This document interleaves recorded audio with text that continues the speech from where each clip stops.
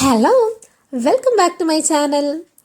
ഇന്ന് നമ്മൾ Christmas special ക്രാഫ്റ്റാണ് ചെയ്യാൻ വേണ്ടി പോകുന്നത്. ഇപ്പോൾ കുറച്ച് ദിവസങ്ങളായിട്ട് അത് തന്നെയാണ് ചെയ്തുകൊണ്ടിരിക്കുന്നത്. ഈ ഒരു പേപ്പർ പ്ലേറ്റ് വെച്ചിട്ടാണ് ഇന്നത്തെ ക്രാഫ്റ്റ് ചെയ്യുന്നത്. മറ്റൊന്നുമല്ല, ഒരു സിമ്പിളായിട്ടുള്ള ഒരു ക്രിസ്മസ് സ്പെഷ്യൽ പെയിൻറ്റിംഗ് ആണ്. അപ്പോൾ കഴിഞ്ഞ വർഷവും ഞാൻ ഇതുപോലൊരു പെയിൻറ്റിംഗ് ചെയ്തിട്ടുണ്ടായിരുന്നു. പെയിൻറ്റിംഗ് ഒന്നും എനിക്ക് വലിയ വശമൊന്നുമില്ല, എങ്കിലും നമുക്ക് ശരിക്കും പറഞ്ഞാൽ പെയിൻറ്റിംഗ് ഒന്നും അറിയൊന്നും വേണ്ട, അങ്ങ് ചെയ്താൽ മതി. ചെയ്ത് വരുമ്പോൾ അതങ്ങ് ഓക്കെ ആവും. എൻ്റെ ഒരു കേസിൽ അങ്ങനെയാണ്. അപ്പോൾ ആദ്യം നമ്മൾ പേപ്പർ പ്ലേറ്റ് എടുത്തു, ഒരു ബ്ലാക്ക് കളർ പെയിൻറ്റ് അടിച്ചു കൊടുത്തു. പിന്നെ നമ്മൾ ഇതുപോലെ 2 അടപ്പെടുത്ത് വന്നിട്ടുണ്ട്. എനിക്ക് ഒരു റൗണ്ട് കിട്ടണം, അതിന് വേണ്ടിയിട്ടാണ്. അതിന് വേണ്ടി എന്തെങ്കിലും ഒരു അടപ്പെടുക്കുക. അപ്പോൾ 2 സൈസിലുള്ള അടപ്പാണ് ഞാൻ എടുത്തിരിക്കുന്നത്. ഇത് നമ്മുടെ മരുന്നിൻ്റെ മെഷർമെൻറ്റ് കപ്പാണ്. അപ്പോൾ അതിൻ്റെ മുകളിൽ ഇതുപോലെ വൈറ്റ് കളർ പെയിൻറ്റ് ഒന്ന് അപ്ലൈ ചെയ്ത് കൊടുക്കാം. അതിനുശേഷം ആ ഒരു അടപ്പ് ഇതുപോലെ ഒന്ന് നമ്മുടെ പേപ്പർ പ്ലേറ്റിലോട്ട് ഒന്ന് പഞ്ച് ചെയ്ത് കൊടുക്കാം. ഇതുപോലെ പഞ്ച് ചെയ്യാം.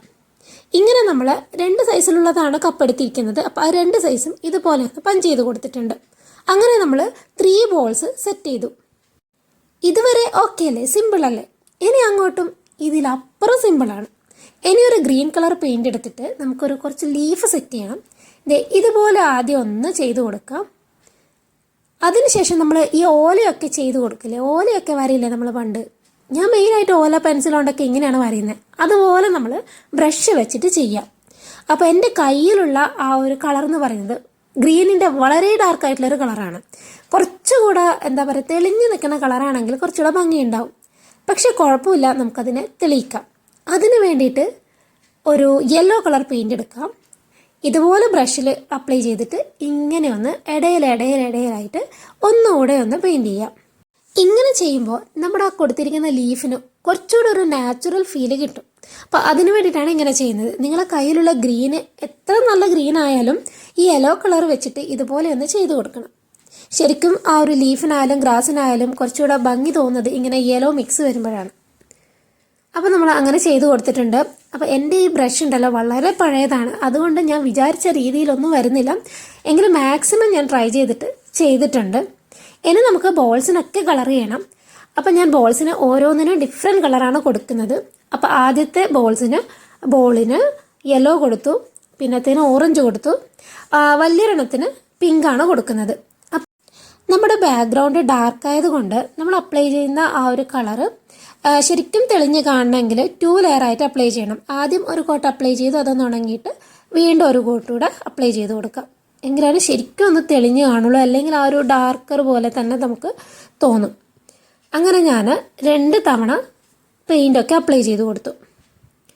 ഇനി അതിന് ശേഷം നമുക്ക് ചെയ്യേണ്ടത് ആ ഒരു നമ്മൾ എടുത്തിരിക്കുന്ന പെയിൻറ്റിനേക്കാളും കുറച്ചുകൂടെ ഒരു ഡാർക്ക് ഷെയ്ഡ് എടുത്തിട്ട് ആ ഒരു ബോൾസിൻ്റെ ഉള്ളിൽ 2 സൈഡിലായിട്ടൊന്ന് അപ്ലൈ ചെയ്ത് കൊടുക്കാം.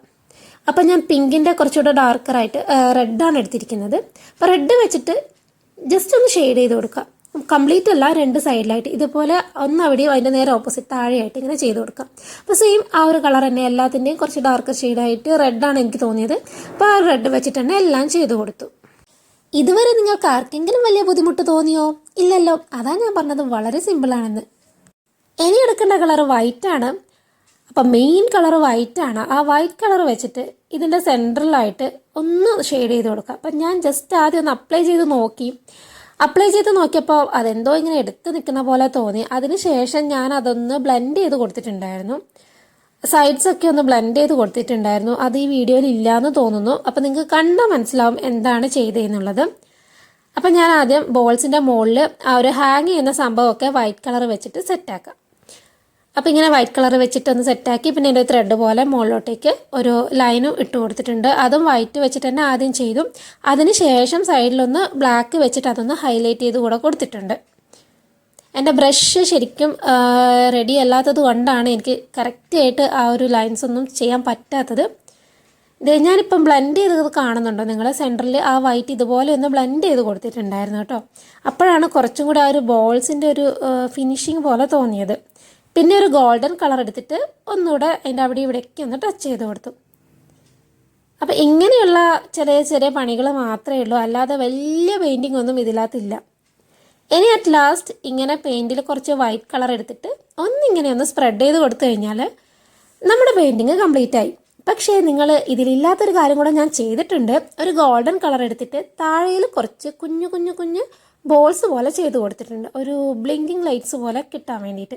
അപ്പോൾ ഇതാണ് നമ്മുടെ പിക്ചറിൻ്റെ ഫൈനൽ ലുക്ക് വരുന്നത്. എങ്ങനെയുണ്ട്? സിമ്പിൾ അല്ലേ? പക്ഷേ അടിപൊളിയാണ്. ഇതൊരു അടിപൊളി വാൾ ഡെക്കറാണ്. ഇതുപോലെ കുറച്ചധികം പെയിൻറ്റിങ് ചെയ്തിട്ട് വാളിലൊക്കെ സ്റ്റിക്ക് ചെയ്ത് വെക്കുകയാണെങ്കിൽ നല്ല ക്രിസ്മസ് വൈബ് തോന്നിക്കും. അപ്പോൾ ഇതിൻ്റെ കൂടെ ഞാൻ കഴിഞ്ഞ വർഷം ചെയ്ത ഒരു പെയിൻറ്റിങ്, പേപ്പർ പ്ലേറ്റിൽ ചെയ്ത ഒരു പെയിൻറ്റിങ് കൂടെ കാണിക്കാം. അപ്പം അതും ഇതും നോക്കിയിട്ട് നിങ്ങൾക്ക് ഏതാ ഇഷ്ടമായെന്ന് എന്തായാലും കമൻറ്റ് ചെയ്യാം. അതുപോലെ തന്നെ നമ്മൾ ഒരുപാട് ക്രിസ്മസ് ക്രാഫ്റ്റ് ചെയ്തിട്ടുണ്ട്. എല്ലാം കണ്ടു നോക്കിയിട്ട് ചാനൽ ഇഷ്ടമാണെങ്കിൽ ഒന്ന് സബ്സ്ക്രൈബ് ചെയ്ത് സപ്പോർട്ട് ചെയ്യണേ. ഇനിയും ഇതുപോലുള്ള വീഡിയോസൊക്കെ കാണാമല്ലോ. അപ്പം മറ്റൊരു അടിപൊളി വീഡിയോ ആയിട്ട് നമുക്ക് വീണ്ടും കാണാം. അതുവരേക്കും ബൈ ബൈ.